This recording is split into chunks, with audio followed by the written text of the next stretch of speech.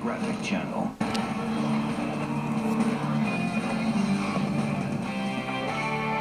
Welcome to the great marketplace of ideas, the American University. Here, freedom of expression, honest discussion, and academic inquiry reign supreme, and the future leaders of our world meet as equals in a forum of open debate. At least that was the idea. It's an idea that's been corrupted, according to that documentary, which is called Indoctrinate You.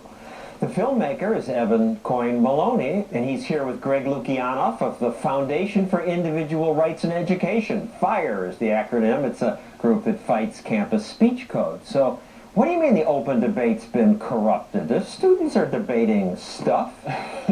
Before I worked at FIRE, it's been 10 years as of October, I had no idea the kind of stuff you could get in trouble for on a college campus. 67% of the 390 colleges that we rate have what we would call laughably unconstitutional speech codes, things banning everything from hurtful jokes to offensive ideas to uncomfortable values. All right, but they're trying to create a nice climate for learning.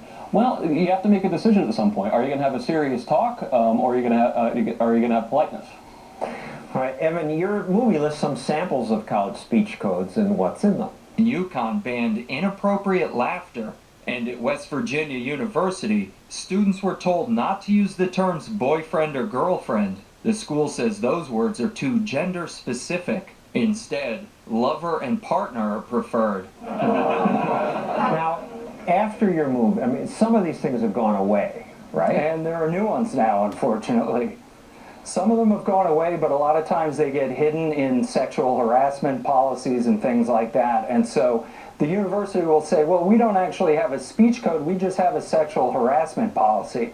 But when you look into what that policy states, they're so laughably broad that there's no way they would be upheld in court. In fact, a lot of times when a group like FIRE is involved in bringing these cases to court, they typically lose, the universities. But that doesn't mean that universities typically lose. The universities will lose these cases. These are not cases that are really open for debate as far as their constitutionality. But what ends up happening is that because the rules are there, people feel as though they can't engage in this discussion to begin with. You know, if you're a college freshman and you're worried about your grades, you're worried about what your professors think of you, you're not going to do anything that's going to get you in trouble with the school. You're certainly not very likely to get involved in a court case that ends up, being a First Amendment case in federal court. Now, his movie also points out that schools invite guest speakers, and they're almost always leftists. Jesse Jackson, Maya Angelou, Ralph Nader, they constantly appear on campus. But what happens at some schools when Ward Connerly shows up? He's a black man who opposes affirmative action. Here he is at the University of Michigan. How come you're so two-faced? It bothers you that a black man would be against your point of view. If that isn't saying... So he gets shouted down. Now, this can't happen too often in a climate of open inquiry. It happens all the time. And in fact, one of the things that's really pernicious that's happening now is that schools are actually trying to charge groups security fees. So if you bring a speaker that the school says is controversial, the school is going to try to charge that group a security fee for police officers and private security detail to, quote, protect their safety. But what ends up happening is that these fees are really intended to keep the speakers off campus in the first place. If you have to pay to bring a controversial speaker to campus, you might not do that. But typically what ends up happening... I can see why the school would think that way. I mean, if Jesse Jackson comes or Ralph Nader, they'll all go like this. But with Ward Connerly, they might need security. Well, that's the beauty of the way they've rigged the game, They decide that the people that they like the points of view of are generally non-controversial. So you're not going to charge them money. What it is, it's basically a way of enforcing a heckler's veto. And this happens all the time to conservative advocate David Horowitz, is that someone will invite him to speak on campus, and they suddenly come up with this great idea, oh, you have to pay us $5,000 if you want David Horowitz to speak.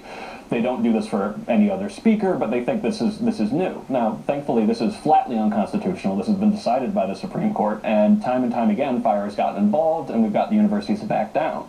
Now, FIRE is about free speech, so it really shouldn't matter if you're conservative or liberal. Free speech is free speech. But what you found is the tone comes from one direction. You're much more likely to get in trouble for some opinions than others, and anybody who denies that hasn't been on a campus in a long time. And one California study from Santa Clara University found for every 7 professors who are registered Democrats, 1 is Republican. And in the so-called soft sciences, sociology, anthropology, it's 30 to 1. Aren't they embarrassed? If you really want to look at the bias on campus, look at the political contributions of the professors and administrators, because those are overwhelmingly in one direction. Here's another clip from your movie that sort of illustrates the climate. Practically all the professors are leftist. If you don't think that way, well, you're closed-minded. You're not a good person. They really believe that this is the only view any reasonable person could possibly hold. When students are just being bombarded with those ideas everywhere, it starts to sink in. I would think it would sink in and they would brainwash people. But let me push back. You're overstating the case. In my experience, people don't really know how bad it is. It's understated. People think that speech codes went away. People don't recognize that you can get in trouble for the most ridiculous things at some of the most prestigious schools in the country. I mean, we've been dealing over the past year with Yale. Students were prevented from having a T-shirt that featured a F. Scott Fitzgerald quote because it had the word sissy in it. And Yale University Press was publishing a book called The Cartoons That Shook the World about the Muhammad cartoons, and at the last minute Yale University intervened to prevent that book from having the Muhammad cartoons in a book about the Muhammad cartoons.